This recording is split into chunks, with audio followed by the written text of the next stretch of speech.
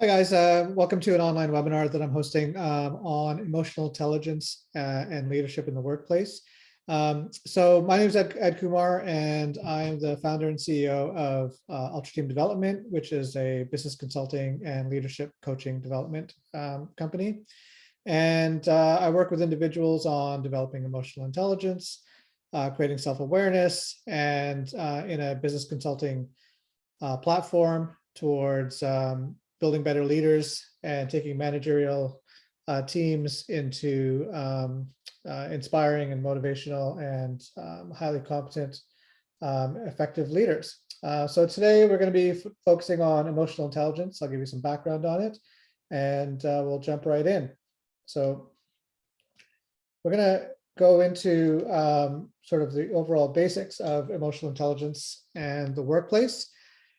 This is my website here, ultrateamdev.ca, and we'll go through and first of all, let's find out what is emotional intelligence.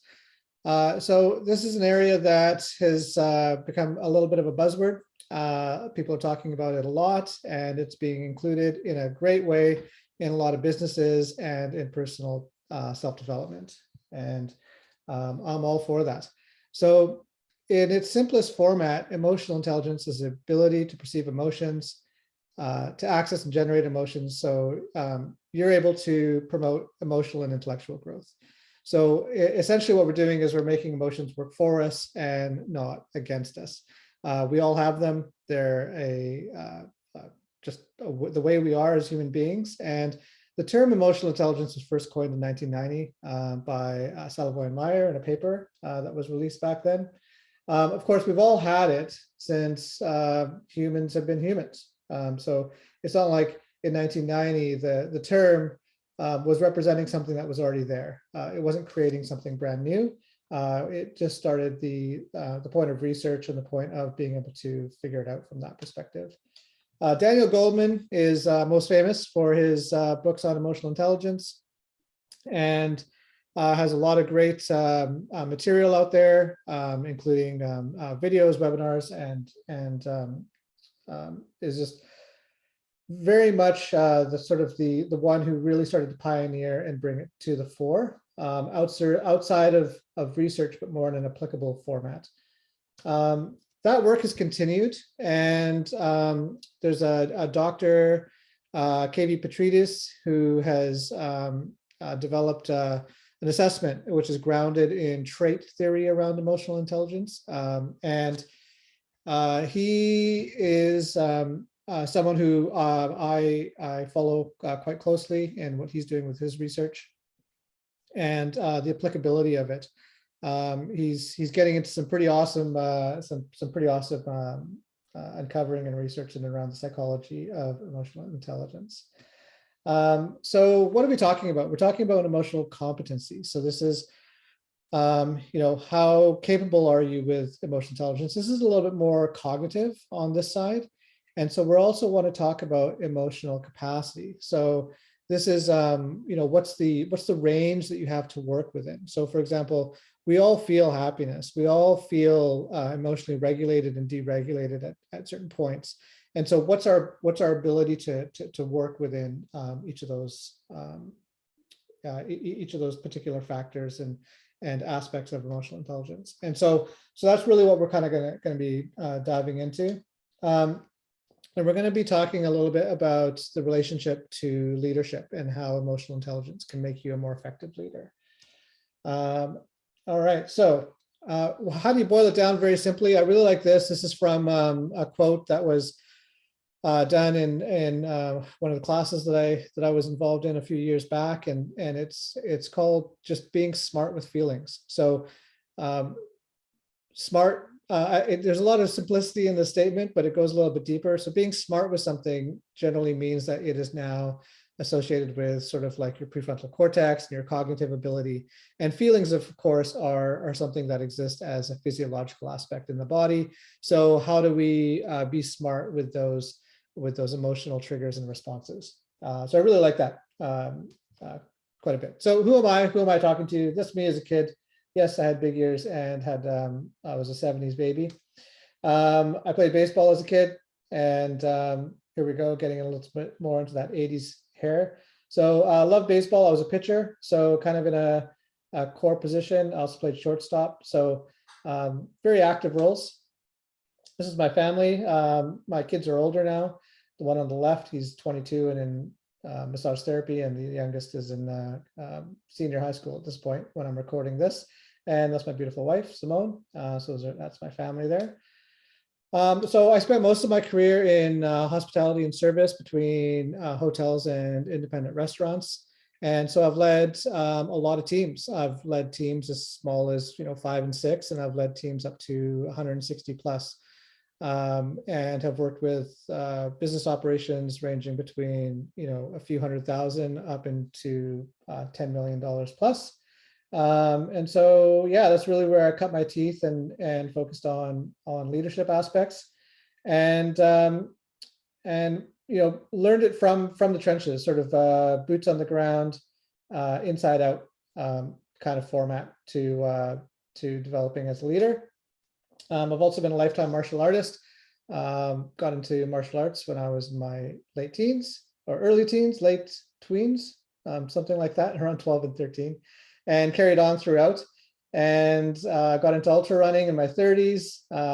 This is a funny picture because later on this race turned into a disaster for me, although I still finished. And I also ride motorcycles. So I like to take motorcycles on the track. That's me in the States on a track, turned 13 at the Ridge with California Sewer Bike School.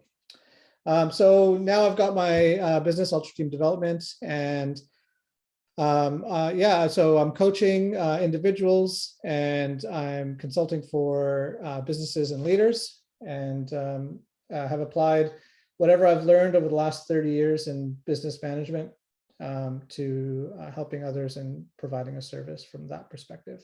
All right, let's get back into it. So let's talk about gender and emotional intelligence. I know I listed it as EQ in the beginning. EQ, EI, they're interchangeable. There's benefits and drawbacks to both, but let's talk about gender and emotional intelligence. And there really hasn't been shown to be much in the way of gender bias when it comes to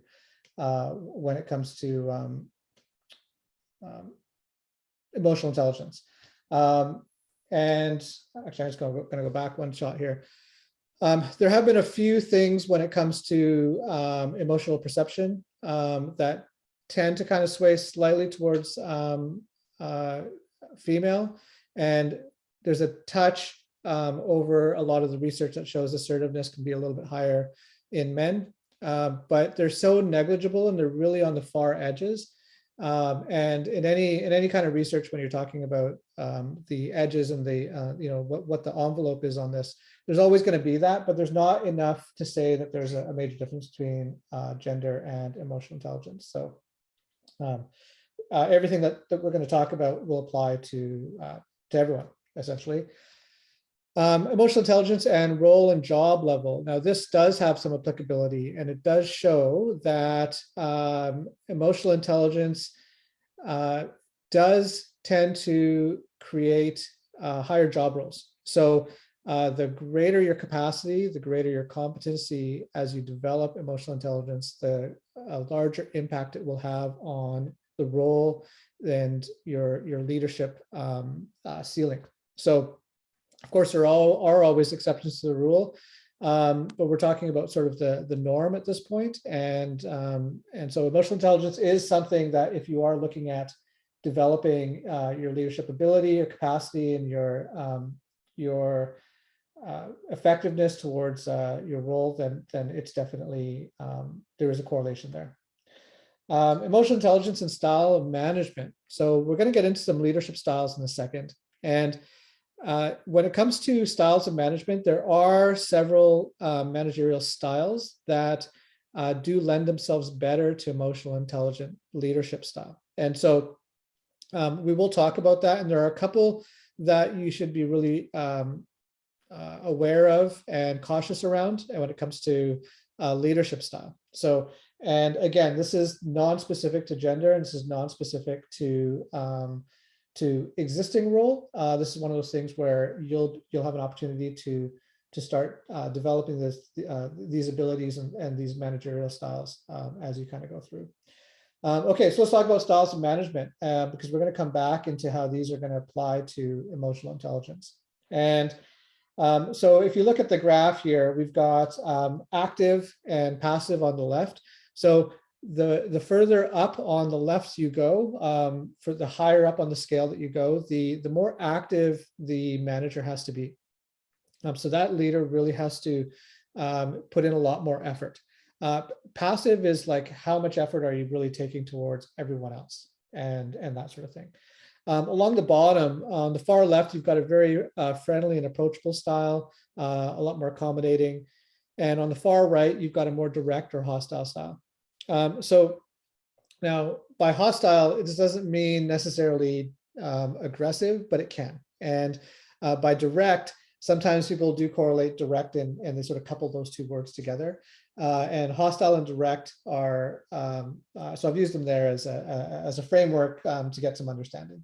All right, so let's talk about the first one. Okay, so we've got the gavel here. So this one here is very active in its approach, and it is quite direct as well, as we see on the scale. And this is the coercive leadership style. So coercive leaders are going to be the ones who are going to be very much, well, this is how I want it done. They'll use a lot of command statements. They'll tend to be not too great in regards to listening on the whole, and we'll have a pretty clear idea of what they want accomplished, who they want it accomplished by, and how it's going to go about. So the problem with this style is that it lacks buy-in. So this really means that someone's going to have a very sort of strong force of personality and be very, very forward with their team. And they're going to be very present. You'll know when they're around. Okay. All right. The next one here, we've got scales. All right. So nice and balanced. We all like scales. We all like balance in our lives. Harmony is a lovely thing. And this one here is the authoritative style. This is also known as the visionary style. And by authoritative, I know that word itself can create a bit of confusion for some people in regards to, well, I'm not into authority. Well, authoritative means that this is the decision maker. They're going to weigh the pros and cons. They're going to take the input of the team, and they're going to also set about a vision of what they want to have accomplished. So they're going to take all those things and they're going to balance them out in their mind, but they're going to make a decision. Okay. So this is right kind of smack dab in the middle. It's a reasonably active style. They're getting input from everyone else. They're also quite friendly and approachable, but they're going to share with you things that they feel are important at the same time. So the authoritative leadership style, very, very balanced in its approach. All right, this one here, we got the heart. So this one here, very friendly and approachable, quite passive, very accommodating, really wants to make sure that the team is feeling and is doing well. And with this is the affiliative leadership style. So they really want to get a feel for what the team is about and what's happening. And there's a little bit of concern with this style with like some of the drawbacks of this style is the fact that they're slow to decision making. And it's a reasonably passive style. But one of the benefits of this style is if the team's coming out of, say, a lot of change and a lot of team dynamic things that may have been a little bit chaotic, the affiliative leader can really hone in and help mend some of those wounds and make people feel heard. All right.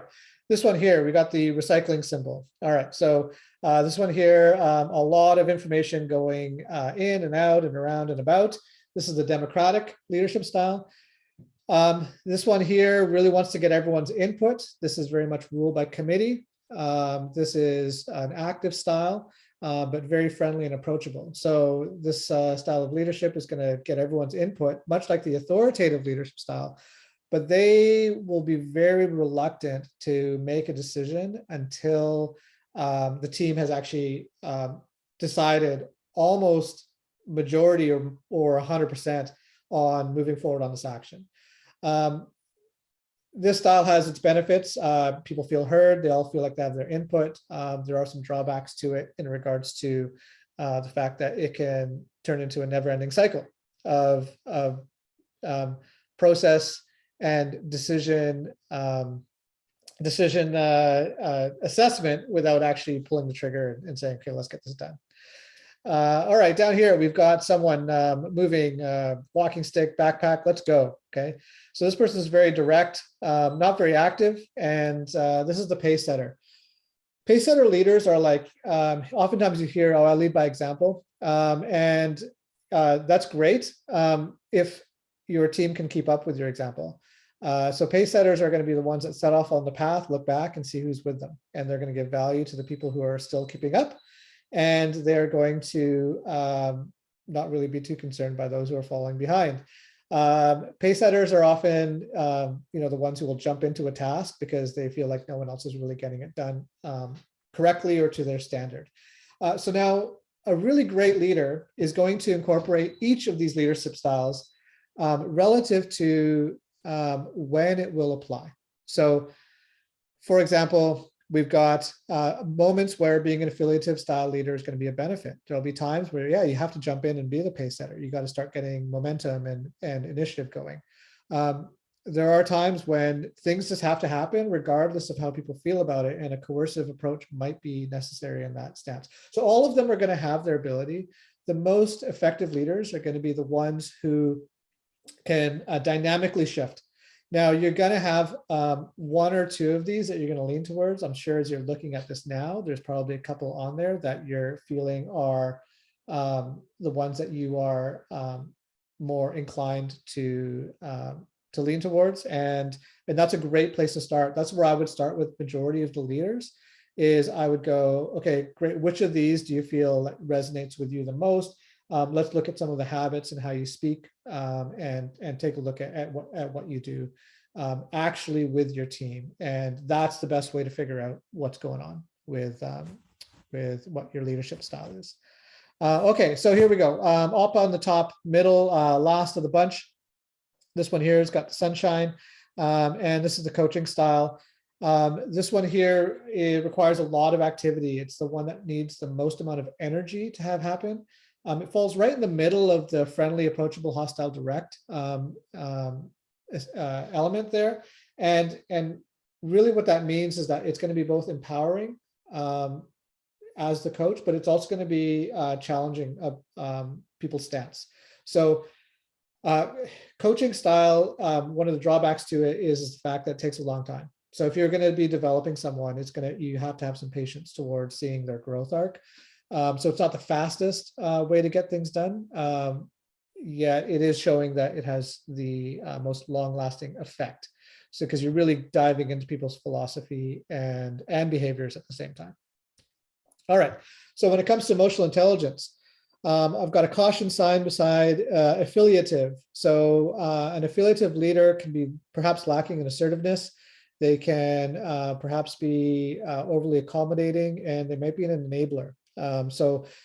It does have its place, like I mentioned earlier, but it's just one of those things where have caution in and around it. Know when you're using it, and know when you're using it to good effect. The coercive style has to be very, very clear that this is very task oriented and is not an attack on an individual. So, and pace setter, you're not paying attention to the other people around you. So you're not really using your emotional intelligence in a way that is creating results with other people. Because ultimately, when you have good emotional intelligence, you're positively impacting other people's emotional states so that they can have greater results in their jobs. So coercive and pace setting are the two that we would caution the most around. Provide some coaching and development in and around making sure that that it's not taking up the majority. Again, there will be moments where they'll be necessary. And on the other side, you've got coaching, authoritative, and democratic. All tend to show pretty significant emotional intelligence in their approach. All right, so mentorship. How do you create accountability and growth? Well, finding a mentor, someone that can hold you accountable, is really, really key. I meet up with a few people that are important to me, and we kind of hold each other accountable to what's going on with our business and with our own self-development. And there's a few people throughout life that have gone through there. Now, there was a great question that was posted online, and how do you find a mentor? And it'll either happen naturally, but if it doesn't, just ask. Find someone who you admire, find someone whose characteristics, values, traits kind of line up with yours, and be like, hey, you know what? I'm looking for some mentorship. I really admire what you have, and I would like to build a mentoring relationship with you. What do you feel about that? And that's a great place to start. I mean, people are going to be very flattered that you approach them on this front, and it's a great way to start. All right, so who are my mentors? One of my personal mentors is Simon Posener. He's my martial arts instructor. I've known him since 1999. And he's someone I meet up with still on the regular. I don't train as often as I used to, but the lasting impacts. And when I frame myself against, okay, well, what would Simon say? Then I generally have to elevate my game. Paul Smolin was a professional mentor for me. He owned and operated a restaurant, which I was involved with for a large part of my career. And his style, his character was fantastic. He sadly passed away a few years ago, and but so many of his words I still use and quote in my own personal actions today. Jim Rohn was a huge catalyst for me on a philosophical level. I started tapping into Jim Rohn and learning and listening to a lot of his seminars over the years, and he really dives in very, very deep. So he's definitely someone who I look at as mentorship. And then more recently, Jocko Willink, very famous, got a podcast, his book, Extreme Ownership. In regards to modern thinking when it comes to leadership, I also like the fact that he, coming from a military background, is someone who exhibits a lot of emotional intelligence. He is very, very clear in that he respects his team, he respects his people, and does not, on the surface, looks like he would be a coercive leader, and he's absolutely not. He's absolutely in that authoritative coaching aspect of. I highly recommend reading his book as well. All right, so let's talk about the brain and emotions. All right, so essentially what ends up happening, we end up with an emotional response, and the brain has to translate this in some way. So one of the core parts of the brain is the amygdala. It's very much a primal part of how we developed as human beings and as mammals, and it's a reptilian part of the brain, and it's the part that really controls fight, flight, or freeze. There's a fourth F, which is called fawn, but ultimately the amygdala is something that will either kind of wake up given an emotional stimulus, or it won't. And this is where we want to prevent the amygdala from taking over. We call it an amygdala hijack. And essentially what it does is it stops the rest of the stimulus from getting to the rest of the body and the rest of the brain. And so you can't kind of process it. So this is where you immediately go into a fight mode where it's hostility, direct defensive. Someone asks you, okay, well, why do you do that? And you're like, oh, and then you instantly get an amygdala response. And, it could also be like, I just got to get out of here. I don't want to be here. Or it's a freeze response. And you just stop talking. You're just like, you just stand there and do nothing.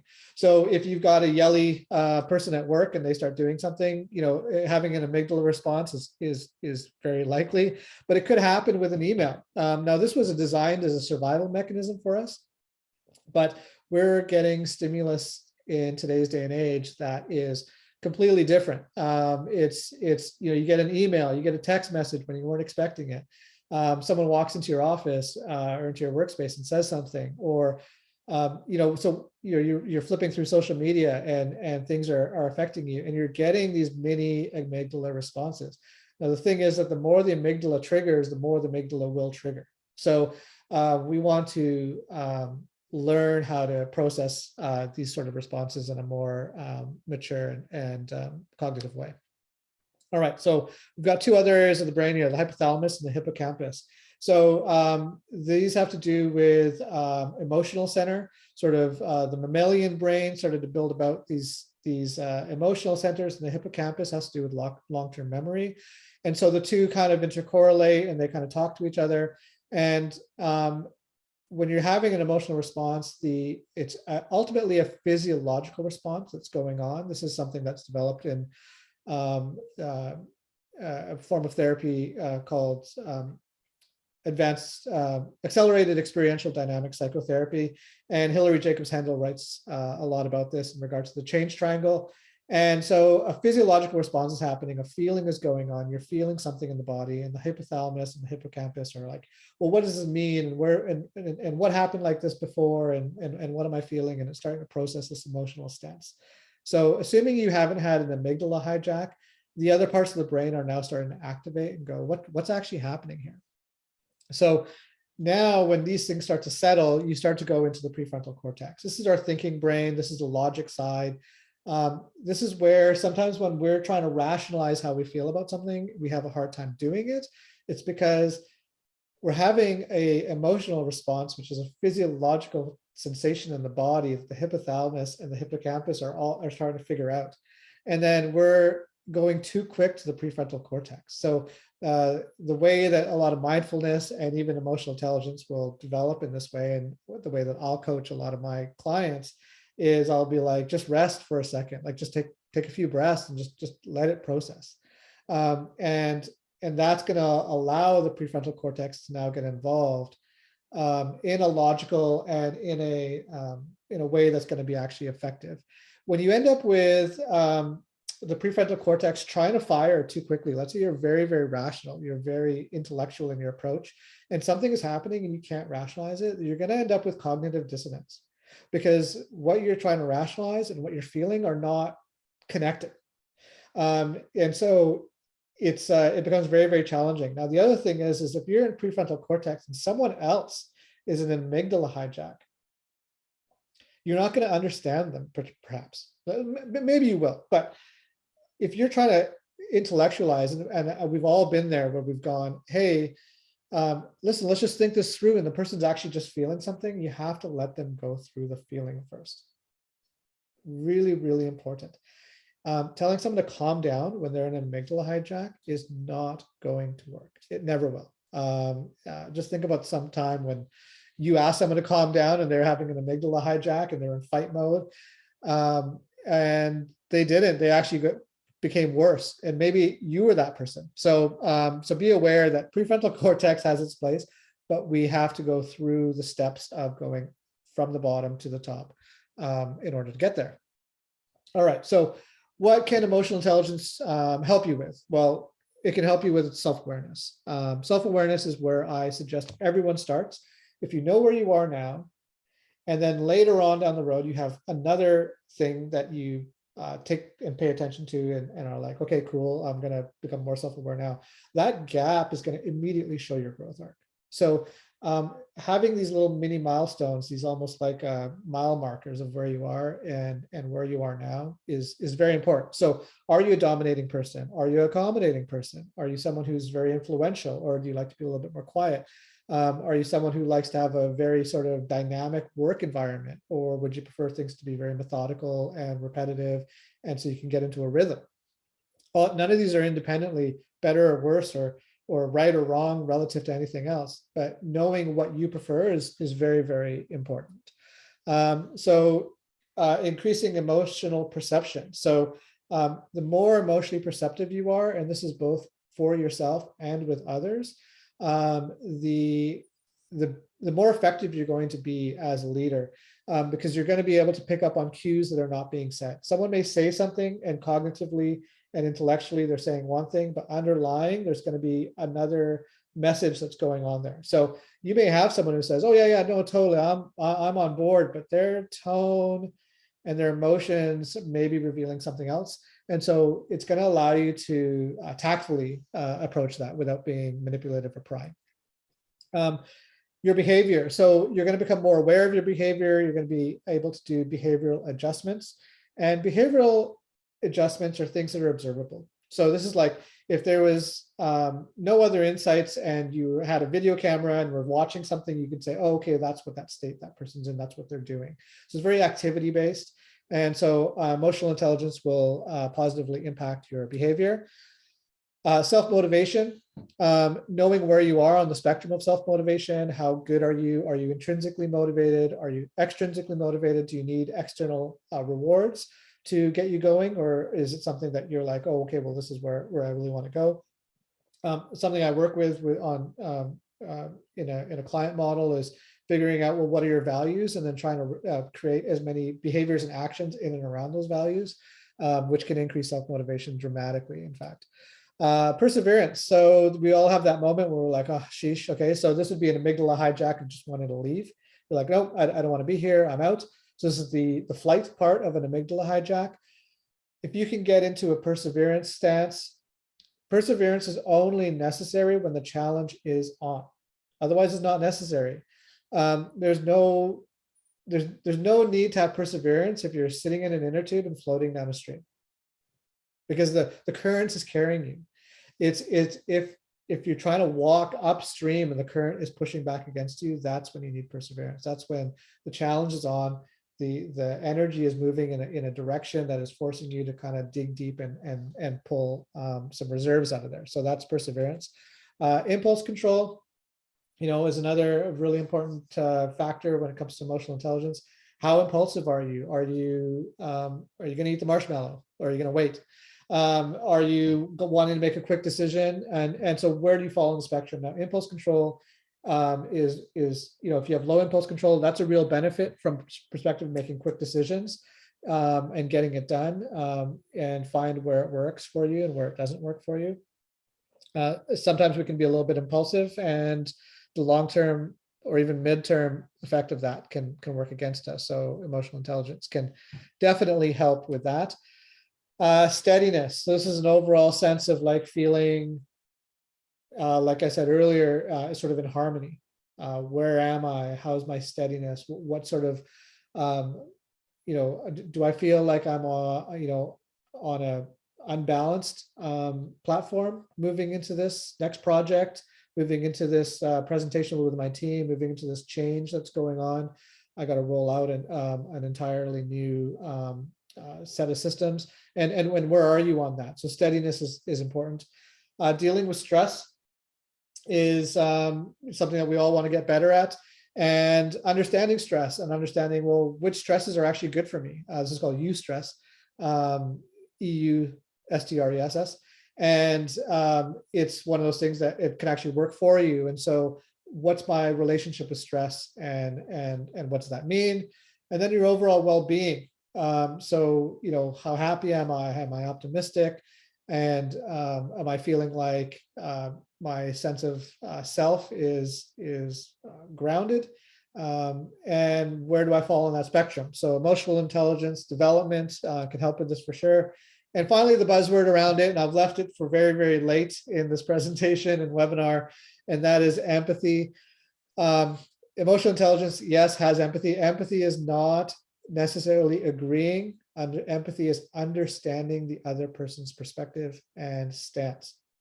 So this doesn't mean that you're going to fall into that accommodating and affiliative style of leadership. It doesn't mean that you have to feel everything that everyone else is going through. It's really understanding. And there's two sides of empathy. There's cognitive empathy, and there is emotional empathy. Emotional empathy is one where you're actually feeling it. So this is where someone's feeling something and you're feeling it. And so what is your scale on that? The other one is cognitive empathy, where you're using skills and tools and things that you've developed in yourself to really figure out, okay, what's going on with this person, and how does that give me information, and then how does that allow me to help them as a leader? So that's really what empathy it comes down to, and it's a pretty dynamic element. If you had to look at everything, there's a lot of people who say emotional intelligence. If you boil it down and said, what are you really looking at? It's empathy. I don't know if I agree with that. I think there's so many different nuances and details in and around it that I think empathy absolutely is a important and vital aspect, especially in modern leadership. And it is something that you can develop, but look at it holistically because you're a whole person.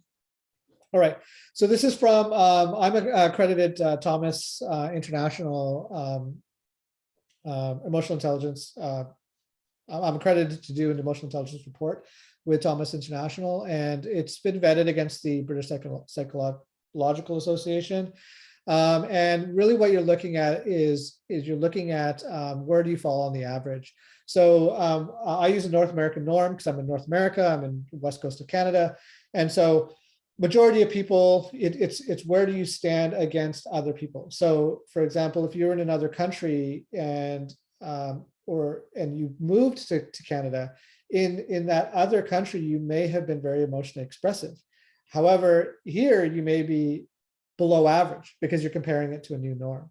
Same thing if you moved away. Over here, you may be someone who is, you know, very emotionally expressive, but then you move to, say, somewhere like in the Mediterranean and everyone's, you know, really, really, you know, hugging everyone all the time, and you're feeling like, wow, no, that's not me.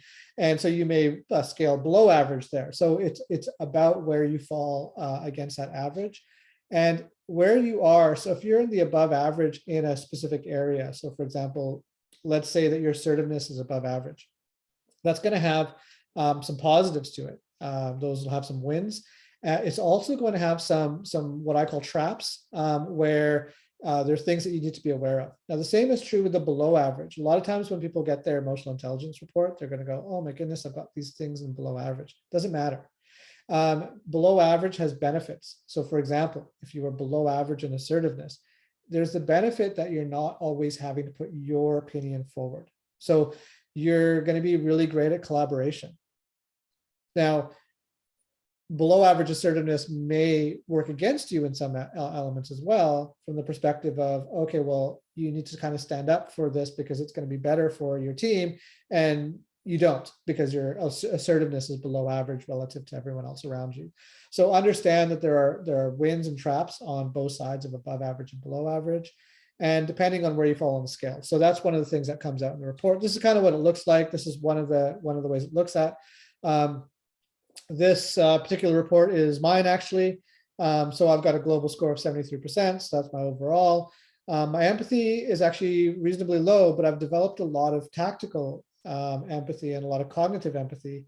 Tactical empathy is a term that Chris Voss uses, and I really like it, through communication skills. And so I really get to understand what people are feeling by using specific models of communication to get a feel for them. Now, I am very emotionally perceptive, and so I will pick up that someone's going through something. I may not just actually feel it. I may be aware of what's happening with them, but I may not be like, oh, I wouldn't feel that way. So understand that there's wins and losses on all of this. So here, you know, overall self-control is below average. So yes, I like to do things. I may not ride a motorcycle very fast. So things like that can definitely be a factor. And so, you know, adaptability is very high. So I like ever-changing environments, and I like to get into different sort of businesses and different client profiles because I can adapt to the situation. And so when you're looking at your own report, we would go through and do the whole thing. But this is the one that's developed by KV Petridis. And this particular report is a TQ report, Trait Emotional Intelligence Questionnaire. And it's something that I offer in my business. Here's the graph format. And one of the things we'll look at is like, okay, well, how does this apply to your position or role? So what are 2 or 3 of these areas that you feel would be important to you in what you're doing right now?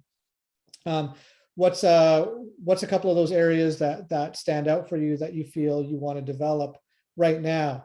These things take time. So if you wanted to, say, develop skills in and around, for example, my emotional regulation there is showing low, then I'd be like, okay, well, how do I develop skills around my emotional regulation? Or, for example, my emotional perception is really high.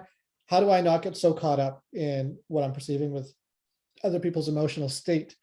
So I would work on this with individuals and figuring that out. Now, company culture, if I end up with emotional intelligence reports for a specific team, a department, or a group of individuals or leaders within an executive team, then how does that impact company culture?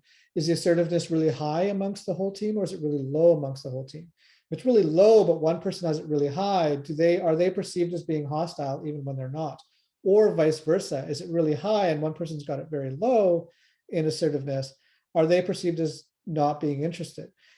These kinds of things can come to light and highlight very, very quickly and very much advance company culture in a positive way. So We can develop growth and goal strategies for your business this way. Assessing candidates for an ideal fit. If you had a hard time hiring someone, you can go into your candidate pool, figure out who your top people are based off hard skills, and then we can dive into their soft skill abilities and see, what does this job actually need? Does it need someone who is very socially aware or not? Does it need someone who is able to deal with stress or not? And so we can look at those things and use that as a part of your vetting process. And then it also gives you a large sense of agency that you can change and modify how you feel and behave when you start to get a greater understanding of how it's currently already affecting you. And then we can look at that and how behavioral response works as well. All right. So what do leaders deal with on a regular basis? All right. Leaders deal with people primarily. If you're a leader and you're not dealing with people, then you're an individual contributor. And now, if you get together with a group of peers, you are essentially potentially taking on some leadership capacity. So anytime you're with other people, that's why I've listed it first, because leaders deal with people. You're also dealing with events. So now, did the event trigger a person that you're leading, and then now you have to work with that person, or are you dealing with the event itself and how it's going to impact your team downstream? These are all important distinctions. And then you deal with situations. So are these relationship situations? Are these things that are just coming up in your workplace? And so you're dealing with people, events, and situations as a leader. Ultimately, what this boils down to is the fact that you're going to have an activating event. So something's going to occur.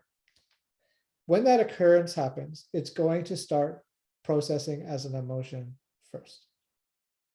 Now, the second that emotion starts to develop, your relationship with the emotion, your relationship with your own emotional intelligence and your own behavioral shifts and what's going on, given all the other things that we already talked about, what's your default leadership style, what are some of the approaches and factors that you have in your emotional makeup, is going to influence and filter what that activating event means for you.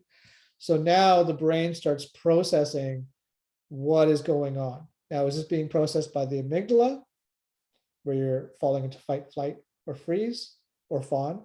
Someone else tell me what to do. Is it being processed by your emotional core? Absolutely, it has to. It always will go through the emotional core before it reaches the cognitive prefrontal cortex. So your brain is starting to process what's going on. Now you're having an emotional and physiological response. So you're feeling something, and what next? So someone comes to you and says, hey, I can't make it in for Thursday's meeting. Well, what was the initial response? You're going to feel something. Maybe this is a new thing and you really needed them there, and suddenly you get hit with a sense of fear. Perhaps you get angry. So perhaps you're starting to get into an amygdala hijack, although anger and amygdala are two separate things, but that's a totally different topic. So we're talking about like what's going on with this person. And so how are you responding to this stimuli that someone's not going to make it who you felt needed to be there for this week's meeting? And then you're going to behave in some way. So, if you're having an amygdala hijack, you're going to maybe slam the table and go, this is ridiculous. You always miss these meetings. Perhaps you're going to have a different amygdala response and you just sit there for a second. You're just not thinking. So now you've got all of these sort of things happening. Now, maybe you're having an emotional response and you're like, okay, and it's concern. Maybe that happens instead. You're like, oh, what's going on? Is there anything I can help you out with? It's an important meeting, and I would assume that it's something that's important to you is why you're not able to make it. So you're going to have some sort of behavioral outcome. Now, perhaps it's completely cognitive and you don't even really correlate what's going on with you emotionally. And you're like, open up your agenda and just start trying to fix the meeting right away. But you haven't taken care of the other person if you do that. So that's why an emotional response of actually turning towards that person and engaging with them is important. Yes, you might want to get to the task right away of fixing the problem, but they're just standing there meanwhile saying, and how you respond to this. And as a leader, you have that impact. So your behavior is going to occur on the far side of this. All right, so let's go through what we've got of what we talked about. So we talked about emotional competency and the relationship to leadership, that it's being smart with feelings. We talked about emotional intelligence and styles of management. And so then we went through the different styles of management, talked about the ones that work and the ones you got to be cautious about. Then what's going on in the brain? What's being impacted? What's going on in your that great head of yours, and which parts being alerted to the stimuli that's happening? What are the benefits of emotional intelligence, and how can it impact you in a positive way? And then sort of what's the reality of it? So the reality of it is that you're going to have an activating event, a stimuli, and then you're going to start processing, and you're going to have a physiological and emotional response to that, and then you're going to have a behavior. And was the prefrontal cortex involved in that behavior? And how long did it take to get there? Is essentially what we're talking about in that regards. So there's hopefully that broke down for you a little bit about emotional intelligence and how it applies in the workplace. It absolutely will affect your leadership style. It is 100% within your capacity to develop this. And if you are interested in doing an emotional intelligence assessment for your team or for yourself as an individual, then absolutely you can reach out to me, send me a message here, or go to my website, ultrateamdev.ca. If you want to have a conversation about it, I'm happy to do that as well. And know that emotional intelligence is something that can be developed. It can be developed both on a deeper core philosophical level. It can be developed on a cognitive behavioral level with hard skills. And it can also just create this massive opening on self-awareness. So it's a topic I'm really passionate to talk about, and I'm happy to have a conversation with you about it. If you really like this, then please subscribe and hit the like button. And on top of that, share it with your network, and leave a comment if something resonated with you. I will respond to all your guys' feedback. All right, take care. Certainly hope you enjoyed that, and we will see you at the next video.